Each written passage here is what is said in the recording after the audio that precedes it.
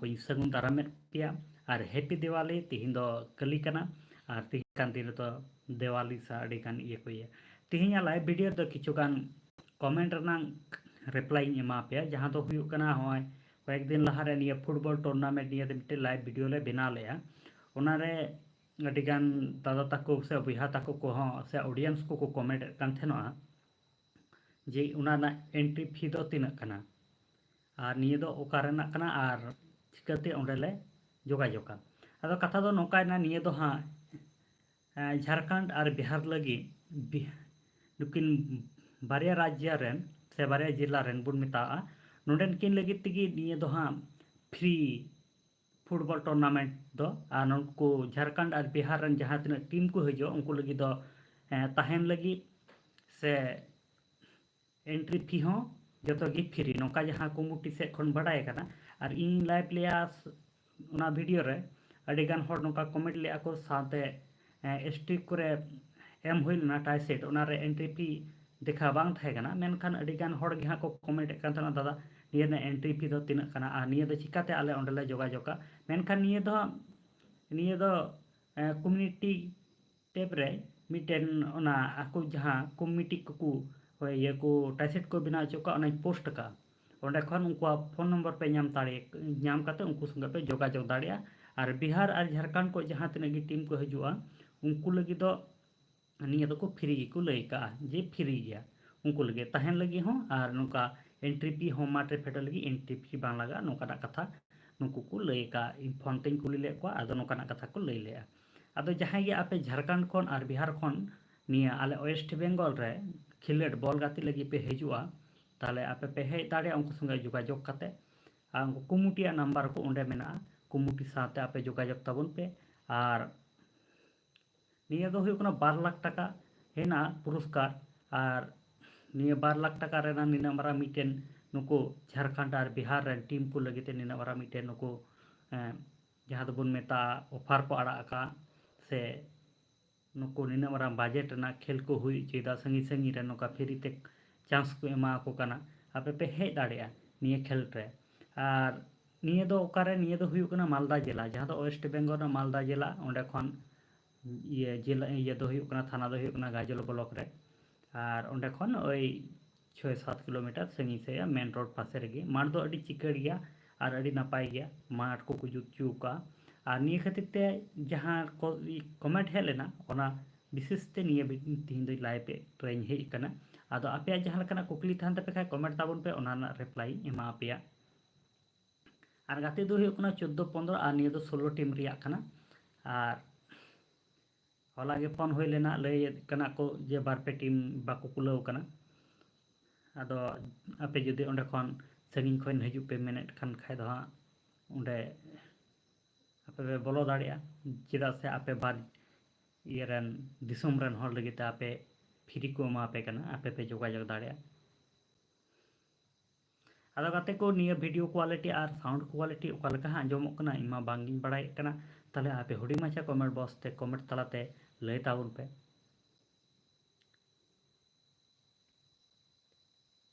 और आपे जहाँ कना कुकली तहन खाय से क्वेश्चन तहन खान और लय ताबन पे इ उनाना आंसर एम लगी चेष्टायत कना तीन दो अड़ी लटू दो बांगबुन लाइव वीडियो दो बांगबुन तहना चेदा से 10 मिनट खन 10 থেকে 20 मिनट इनका गे अड़ी लटू लाइव वीडियो दो आपे क्वेश्चन तहन खान जहाँ लेकाना बड़ाय रिया तहन तापे खान पे कुली दाड़ेइया और उनको संगे जखन आपे पे जोगाजोगा ताले निया चैनल रन रेगी हाँ ओना कमिटी टैब रे ओना उनको जहाँ को आड़ा का ये टाइसेट को मेता कना उच्छन ओना दो पे नामा और ओंडे खन गी उनको संगे जोगाजोग ताबन पे और हजू ताबन पे खेल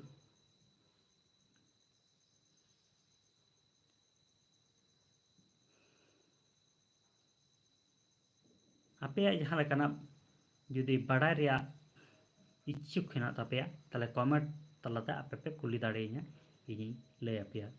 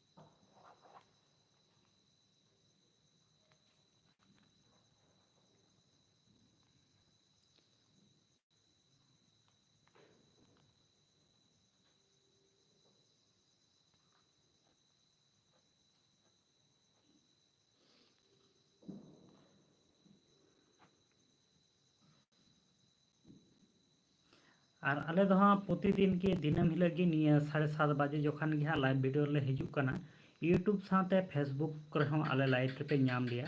फेसबुक रे तो हुयुग कना 6:30 बजे बा 6 बजे जोखान गे निया अयुब बेला जहाँ दो PM 6 PM जोखान गे आले लाइव ले हिजुग कना और यूट्यूब रे दो